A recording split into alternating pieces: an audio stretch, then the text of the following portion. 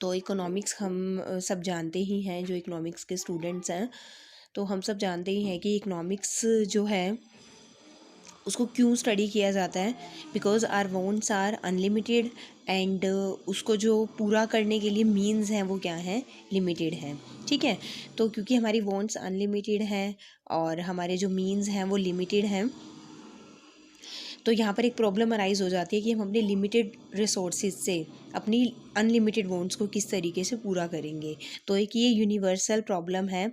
सिर्फ एक यही प्रॉब्लम नहीं है, उसके बाद दूसरी प्रॉब्लम क्या अराइज हो जाती है कि resources are not only scarce but have alternative uses as well.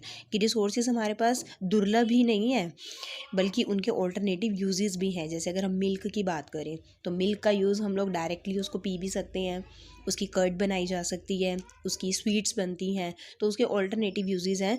तो इस तरीके से उसके ऑल्टरनेटिव यूजेस हैं, तो यहाँ पर भी अब प्रॉब्लम आ रही है कि हम उसको किस यूज़ में लेके आने वाले हैं। तो economics is just problem of choice कि आप किस तरीके से अपने रिसोर्सेज से अनलिमिटेड बॉन्ड्स को पूरा करते हो और किस तरीके से उसको यूज़ करते हो, किस पर्पस के लिए आप उसको यूज़ करते हो। तो scarcity of resources and the fact that resources have alternative uses have led to the emergence of economic problem. और इसी की वजह से एक इकोनॉमिक प्रॉब्लम अराइज हो जाती है, प्रॉब्लम ऑफ चॉइस अराइज हो जाती है। और इसी प्रॉब्लम को जब हम सॉल्व करते हैं तो उस कंसेप्ट को हम क्या बोलते हैं, इकोनॉमिक्स बोलते हैं। तो जैसा कि लिखा है कि economic problem is the problem of rational management of resources, कि आप किस तरीके से समझदारी से, राशनल मतलब है कि एक कंज्यूमर जो है बिल्कुल राशनल है, वो हर चीज़ सोच समझ के अपने डिसीजंस ले रहा है।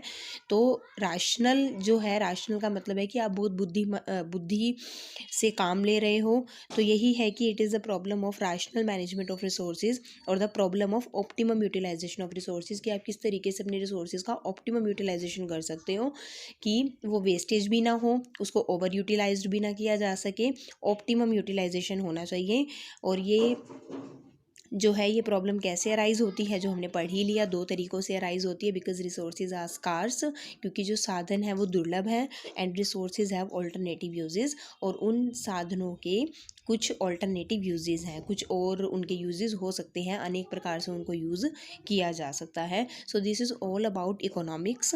सो अब अगर हम इकोनॉमिक्स की डेफिनेशन की बात करें तो डेफिनेशन में यही है कि आप डील करते हो कि आप अपने उन स्कार्स रिसोर्सेज को किस तरीके से यूज़ कर सकते हो अपनी अनलिमिटेड वांट्स को पूरा करने के लिए। तो इसकी एक डेफिनेशन ऐसे दी जाती है कि इकोनॉमिक्स जो है, इकोनॉमिक्स में रिसोर्सेज का यूटिलाइजेशन इस तरीके से किया जाता है ताकि जो कंज्यूमर्स हैं उनको ज़्यादा से ज़्यादा उनका वेलफेयर हो, कंज्यूमर्स हैं उनको ज़्यादा से ज़्यादा सेटिस्फेक्शन मिले, प्रोड्यूसर हैं उनको ज़्यादा से ज़्यादा उनका प्रॉफिट अर्न हो, और जो सोसाइटी है, सोसाइटी का ज़्यादा से ज़्यादा वेलफेयर हो। इस तरीके से हम लोग इकोनॉमिक्स को पढ़ते हैं। इस तरीके से इकोनॉमिक्स से प्रॉब्लम को सॉल्व किया जाता है कि आप अपने साधनों को किस तरीके से चीज़ों पर लगाते हो।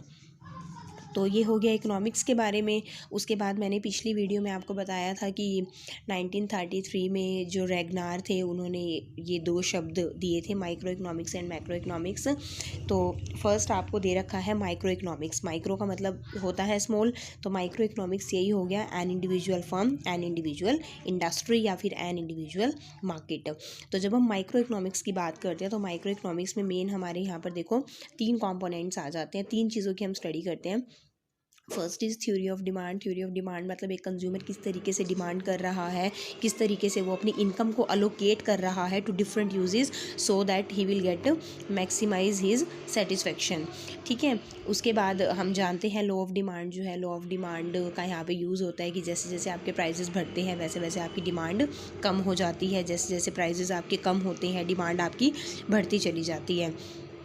उसके बाद हम बात करते हैं थ्योरी ऑफ सप्लाई की, हम लोग बात करते हैं। तो थ्योरी ऑफ सप्लाई किसके पॉइंट ऑफ व्यू से पढ़ी जाती है, प्रोड्यूसर के पॉइंट ऑफ व्यू से पढ़ी जाती है कि प्रोड्यूसर जो है किस तरीके से अपनी चीज़ों को सप्लाई करेगा। तो यहाँ पर हमारा पॉजिटिव रिलेशनशिप हो जाता है कि जैसे जैसे प्राइस बढ़ेगा वैसे वैसे प्रोड्यूसर अपनी चीज़ों को ज़्यादा बेचेगा क्योंकि उसको ज़्यादा प्रॉफिट अर्न करना है। उसके बाद हम बात करते हैं थ्योरी ऑफ प्राइस की। जैसा कि हमें पता है कि जैसे डिमांड कब हमारी ऐसे जाती है सप्लाई कब हमारी ऐसे जाती है। तो जो ये पॉइंट जहाँ पर ये जो है मिल रहे हैं, ये हमारा कौन सा पॉइंट हो जाता है, इक्विलिब्रियम प्राइस।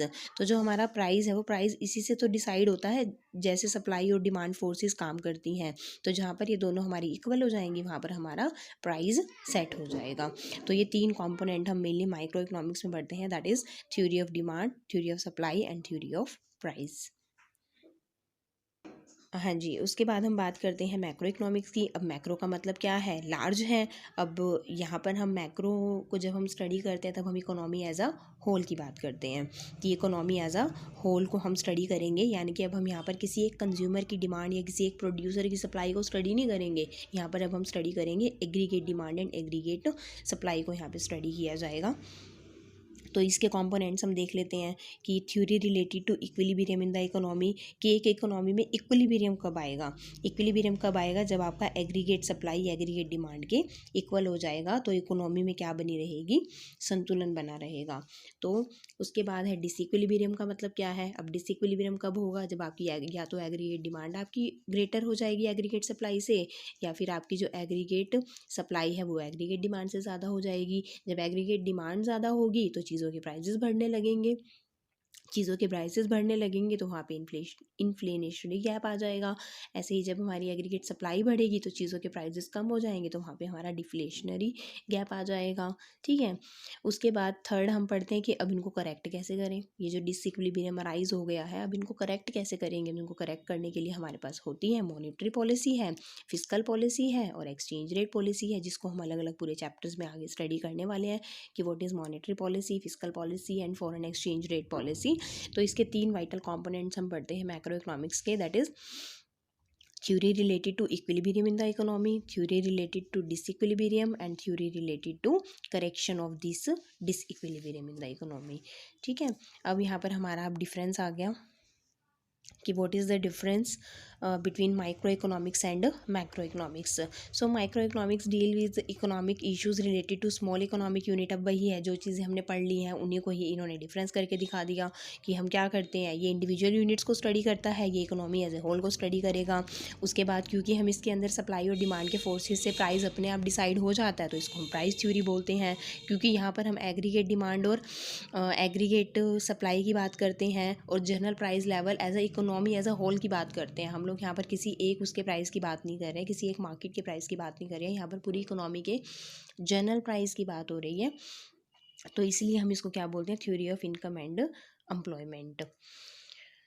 उसके बाद है कि इसमें हम क्या मानते हैं, जो माइक्रो इकोनॉमिक्स है उसमें मैक्रो वेरिएबल्स को क्या माना जाता है, कांस्टेंट माना जाता है। और जब हम मैक्रो इकोनॉमिक्स को स्टडी करते हैं तो उसमें माइक्रो वेरिएबल्स को कांस्टेंट माना जाता है। जैसे अगर हम बात करें कि हम जनरल प्राइस को कांस्टेंट लेते हैं जब हम एक इंडिविजुअल मार्केट में प्राइस की बात करते हैं।